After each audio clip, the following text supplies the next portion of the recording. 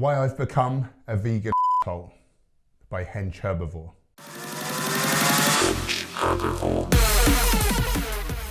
Up until about a month ago, I tried always to speak to the positives of veganism rather than breaking non-vegans down. I would try to come from a place of love and compassion with a view to connecting and opening up dialogue. Virtually all my videos were aimed to inspire and educate.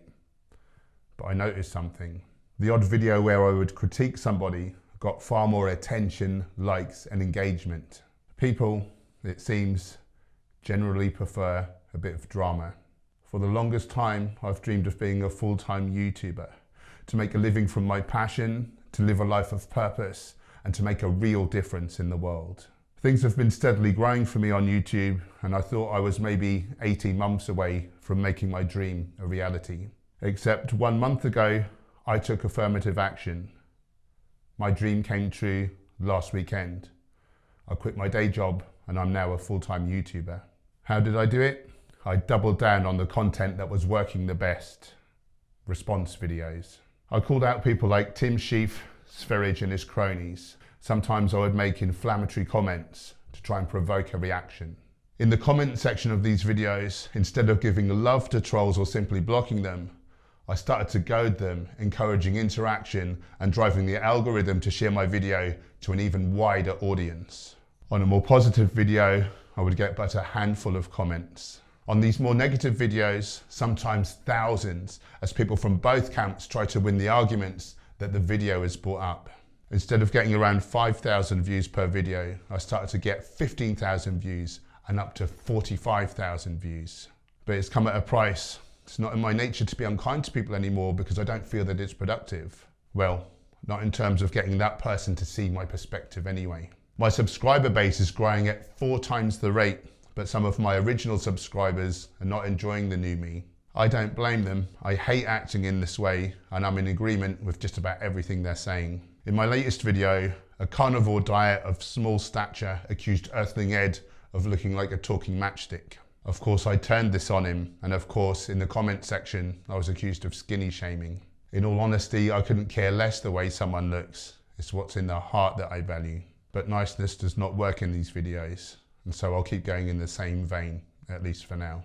Some people are saying that I'm not a good person, and of course this doesn't feel nice, particularly as it's not the real me. But I'll remember that my actions are all coming from a place of love. I will continue to do the positive, educational, inspirational videos alongside, and these will reach a much wider audience. At some point, I'll reevaluate and see if I wish to switch back to concentrating on the more positive videos. I hope it won't take too long to get to the point where it's viable to do so, and I can still make this work. One thing I do regret is getting a little overzealous regarding raw veganism in my last video, and I'd like to set the record straight. My intent was just to point out that raw veganism is one thing that this wave of recent ex-vegan YouTubers all has in common. I wasn't trying to say that a raw vegan diet would intrinsically fail, simply that it didn't work for these people, or at least so they claim. Had they have eaten a more diverse vegan diet, or perhaps had more of a clue on how to make a raw vegan diet work, perhaps it would have been a different story. As I said, I ended up getting a little overzealous. Having rewatched the video, I can see that by my choice of words, it sounds like I was ragging on raw veganism. This was not my intent, and I apologise. To set the record straight, again, I'm not claiming to say that raw vegan diets do not work. There's many people saying that it does work and that they have excellent blood work to back this up with. Personally, I couldn't care less what style of diet people eat, as long as they're not harming animals. I see raw vegans as allies. I certainly didn't mean to cause offence or upset a whole subset of my audience. Here's my experience and some thoughts on cooked versus raw veganism for what they're worth. Despite my large circle of friends and acquaintances, I'm not sure that I've met any raw vegans in real life. To be honest, I know virtually no Whole Foods vegans, full stop. I believe that most vegans are in it for the animals, so I don't have a large group of people with which to draw an opinion from. About 8 years ago, when I first went vegan, I actually ate raw for the first 2 to 3 years. Although I was much healthier than on my omnivorous diet, obviously, I never felt amazing. I had a lot of dysbiosis going on. You know, toiletry habits weren't the best. A lot of kind of stomach upset.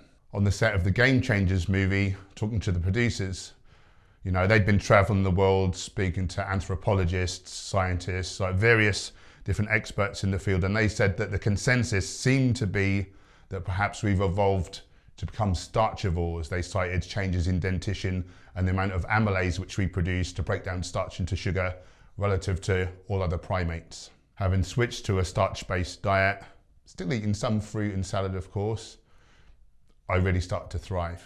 Many raw food advocates will say that a raw diet is much healthier than a cooked food diet, but the person I trust regarding data is Dr. Michael Greger and nutritionfacts.org.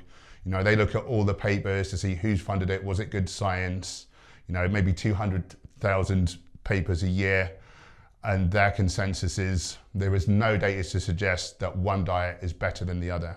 Another group of experts whose opinion I often listen to are at the True North Clinic in Santa Rosa. Now my partner Gemma went there to do a water fast. A lot of people go there, you know, to heal from disease, and maybe they eat the diet prescribed, and it's a whole foods plant-based diet, but it is again predominantly starch-based. Gemma tells me that Dr. Clapper did a talk there, Dr. Michael Clapper, and he said that they've not seen a long-term healthy fruitarian there.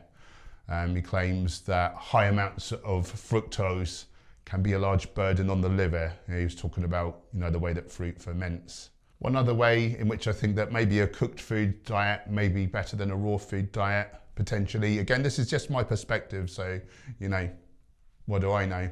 But the greatest advancements into nutritional science in the last 12 years have been all relative to the gut microbiome. You know, we're saying that the health of our gut is the cornerstone, like the linchpin of our potential for good health. Supposedly, the number one determinant of gut health is the diversity in the range of different bacteria, the Prevotella strains that come from eating fibre and resistant starch, whole plant foods, that we invite to live in the colon.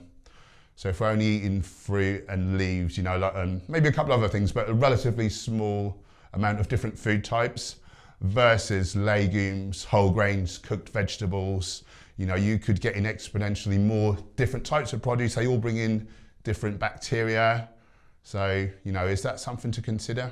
One raw foodist who I'd offended said, "Since when has cooked food been healthy?"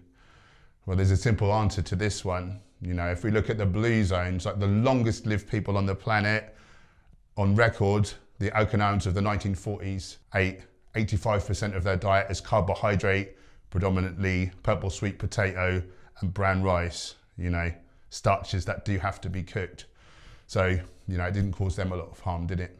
Somebody else asked, why are we the only animals in the world that need to cook our foods? Well, you know, again, I'm not saying that we need to eat cooked foods, although it does seem to be the healthiest from my perspective. Again, just my perspective. The reason we need to cook these starch foods and eat them, and other animals don't need to cook food, is that we're the only ones that have been cooking food for hundreds of thousands of years, potentially up to 1.5 million years, depending on whose evidence you believe.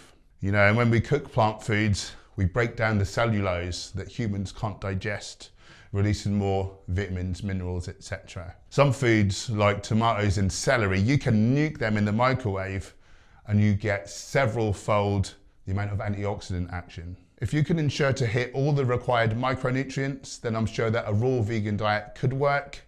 However, if what the True North Clinic are claiming is true, I think a larger strength athlete may struggle. If you'd like to give veganism a try, I'd recommend that you check out YouTube channel Raw Intuition and get the help of an expert rather than trying to go it alone. To sum it all up, from my experience and from what I've learned, I'd say that it's likely easier to thrive the more diverse your diet is. But, you know, I'm open to new information, so comment down below if you're a raw vegan, if you eat a bit of both, if you just eat cooked. How do you eat? How long have you been eating that way for? And what's been your experience? You know, what's your health, etc. like? I'm keen to find out. And what's your opinion on my current YouTube growth strategy? Is it worth going against what feels good to me and potentially upsetting people with a view to growing a wider audience and being able to do YouTube full time? Or is the collateral damage not worth it? It is my sincerest wish to not cause ill feeling to anyone, but I'll leave you with this thought. If you want to guarantee not to upset or offend anyone, simply never say or do anything. YouTube wants you to watch this video next. Do not click it if you're triggered, a cuck or some other toxic troll comment that I don't really understand, if I'm honest.